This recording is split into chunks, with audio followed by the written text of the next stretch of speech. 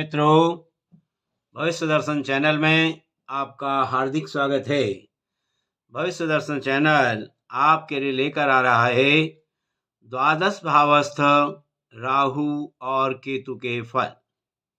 आज इसी संदर्भ में हम बात करते हैं एकादश भाव की और एकादश भाव में राहु और केतु के फल पर विचार करेंगे। राहु और केतु एकादश भाव में बैठ करके जातक के जीवन में किस प्रकार का प्रभाव डालते हैं, क्या शुभत्व क्या अशुभत्व और किस प्रकार की परिस्थितियां जातक के जीवन में ये पैदा करते हैं, आज इसी बात पर चर्चा करेंगे। तो आइए सबसे पहले बात करते हैं एकादश भाव की। हमारा जन्म कुंडली का जो ये एकादश भाव है, ये आय, लाभ या अर्थ प्राप्ति के अभाव में बहुत ही महत्वपूर्ण है। व्यक्ति जो है अपने जीवन में आय के बिना, लाभ के बिना या अर्थ प्राप्ति के बिना कोई भी कार्य नहीं कर सकता है। इसलिए हमारा जो ये एकादश भाव है, ये मूल रूप से आय या लाभ का भाव है और कुंडली में विशिष्ट स्थान रखता है। भाव के रूप में यदि हम देखें तो ये भाव के रूप में एकादश भाव शुभ भाव है। यह बहुत्व अथवा वृद्धि सूचक है। वैसे भी संख्या जो 11 है वो वृद्धि को दर्शाती है। यही कारण है कि एकादश भाव में सभी ग्रह अच्छा फल देते हैं, परंतु षष्ठ से षष्ठ होने के कारण, जैसे कि षष्ठ भाव जो है हमारा, ये त्रिषणाय भाव है, तीसरा, छठा और 11वां। तो ये छठे से छठा यानी छठा भाव जो है हमारा रोग का है, कष्टकारक का है। तो यहाँ से यदि हम गिनती करते हैं एकादश भाव को तो ये षष्ठ भाव आता है। 1, 2, 3, 4, 5 और 6। तो इस तरह से छठे से छठा भाव होने के कारण ये भावेश के रूप में अशुभ भावेश हो जाता है। भाव तो अच्छा है, भाव तो शुभ है, लेकिन भावेश इसका जो है वो अशुभ हो जाता है। अर्थात इसका जो स्वामी है वो अशुभता को ग्रहण कर लेता है। क्यों? क्योंकि ये जो भाव है हमारा एकादश भाव, ये 3 अशुभ भावों में से एक है। एक तो भाव है हमारा तृतीय भाव, दूसरा है हमारा षष्ठ भाव और तीसरा है हमारा एकादश भाव, यानी कि त्रिषणाय, त्रिषठ और आय, यानी तृतीय भाव, षष्ठ भाव और एकादश भाव। इन 3 भाव में से ये एकादश भाव जो है वो एक है। एकादश भाव जो है हमारा कुंडली का, ये आय को, व्यक्ति के जीवन में लाभ की स्थिति कैसी होगी, वृद्धि कैसी होगी, आशाओं, आकांक्षाओं, अभीष्ट प्राप्ति, प्रशंसा, ज्येष्ठ भ्राता व भगिनी, बड़े भाई और बहन का विशिष्ट सम्मान, वाहन का सुख, मांगलिक कार्य, संपत्ति, ऐश्वर्य, मित्र, सिद्धि, भाग्य, न्याय, ईश्वर, सत्य, शांति, नवीन योजना, कान व जंघा का विचार इसी एकादश भाव से किया जाता है। अब भावात भावम के यदि सिद्धांत को लेकर हम चलें तो पंचम भाव जो है हमारा, ये पुत्र का भाव है, संतान का भाव है।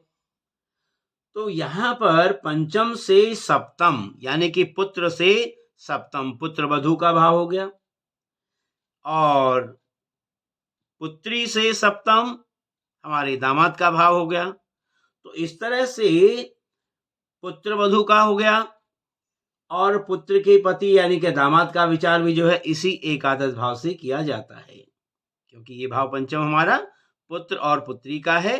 ठीक इसी का सप्तम भाव यदि हम लेते हैं तो ये हमारी पुत्र वधू का और दामाद का भाव आ जाता है। तो उनका विचार भी एकादश भाव से ही किया जाता है।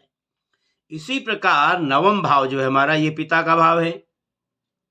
यहाँ पर नवम यानी नवम भाव पिता के भाव से तृतीय भाव होने के कारण, तो ये तीसरा भाव जैसे हमारा भाई बहनों का होता है, लग्न से यदि देखते हैं तृतीय भाव भ्रातृस्थान होता है, तो यहाँ पर नवम भाव जो है हमारे पिता का हुआ, और पिता से तीसरा भाव जो है पिता के भाइयों का हो गया, या बुआ वगैरह का बहन का हो गया। तो यानी कि पिता के भाई बहन अर्थात चाचा, ताऊ, बुआ, इनका विचार भी एकादश भाव से ही किया जाता है। और चतुर्थ भाव जो है हमारा माता का भाव है, और माता से अष्टम होने के कारण एकादश भाव जो है यदि हम चतुर्थ भाव से गिनती करते हैं तो ये हमारा इस प्रकार से ये आठवां भाव आ जाता है। तो यानी कि आयु भाव हो गया आठवां हमारा। तो माता की आयु के संबंध में भी विचार जो है वो एकादश भाव से, और एकादशेष को भी, यानी विचार करते समय हमने एकादश भाव को देखना है और एकादशेष को भी देखा जाता है। तो इस प्रकार से चतुर्थ भाव से जो है भावाधाम के सिद्धांत से माता से अष्टम भाव जो हमारी आयु का आ गया, यानी कि माता की आयु का विचार।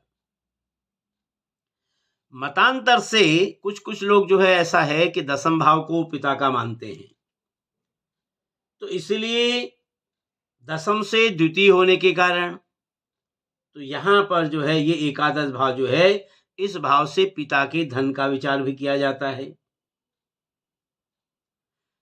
यानी नवम से तृतीय पिता के भाई बहनों का, और मतांतर से जो दसम भाव है उस दसम भाव को भी जो है कुछ लोग यहाँ पर, कुछ विद्वान जो है दसम भाव को पिता का भाव मानते हैं, इसलिए पिता से दूसरा भाव होना ये जो है पिता के धन का भाव भी इसी जो है एकादश भाव से विचार किया जाता है।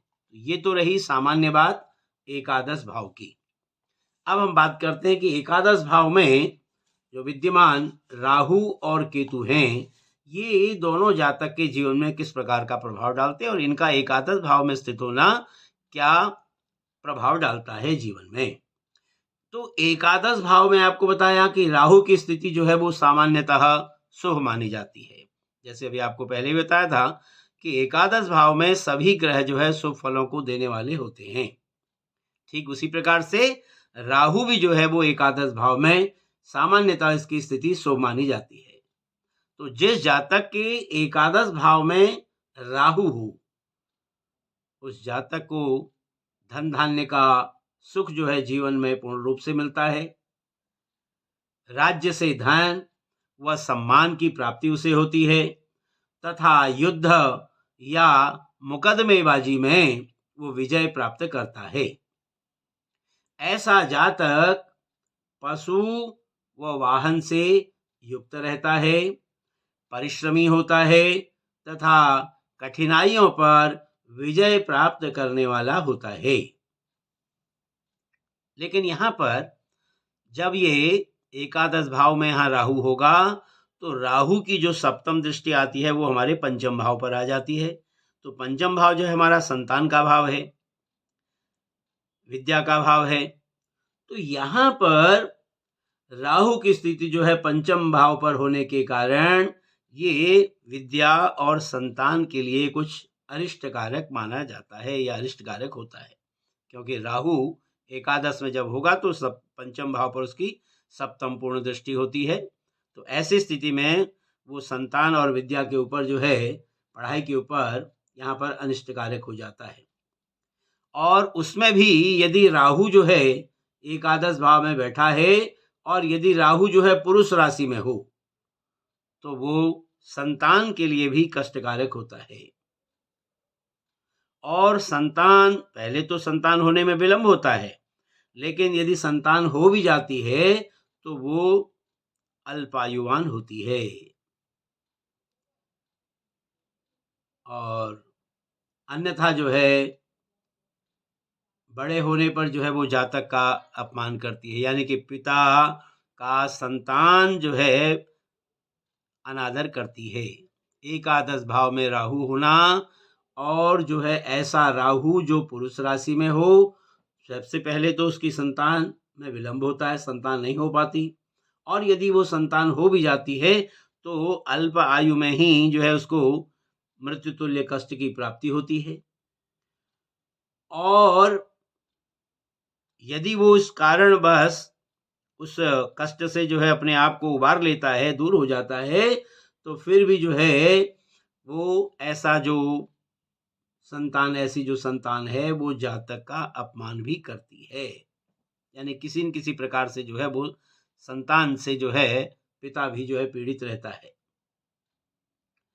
और सबसे बड़ी बात ये है, राहु जो है वो म्लेच्छ यानी कि निम्न स्तर के लोगों द्वारा जातक को लाभ और प्रतिष्ठा प्राप्त होती है।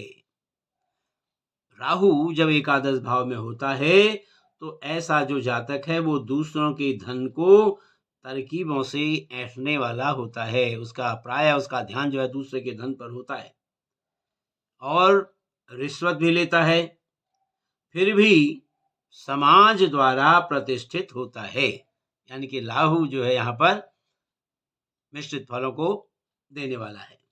ऐसा जातक जो है लालची होने तथा शीघ्र धन कमाने की इच्छा होने के कारण सट्टेबाजी करता है, जुआ खेलने की ओर ज्यादा अग्रसर रहता है, रेस, लॉटरी आदि का शौकीन भी होता है। और प्रायः ऐसा देखा गया है कि इन व्यसनों से उसे प्रायः धन हानि होती है। लाभ की प्राप्ति तो कम ही हो पाती है, लेकिन जो है धन का नाश हो जाता है। और यदि एकादश भाव में बैठा हुआ राहु यदि स्त्री राशि में हो तो जातक ऐसा सट्टा, लॉटरी आदि से धन प्राप्त करता है।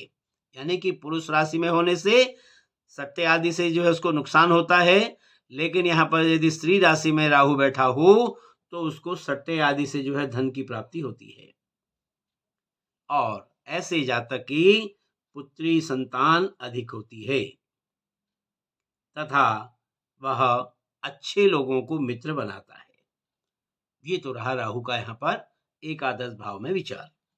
अब हम बात करते हैं कि 11वें भाव में यानी कि एकादश भाव में केतु की क्या स्थिति होती है, केतु किस प्रकार का प्रभाव जातक के जीवन में छोड़ता है। तो एकादश भाव में जैसे राहु की स्थिति बताई थी, वैसे ही केतु की स्थिति भी जो है वो सामान्यतया शुभ मानी गई है।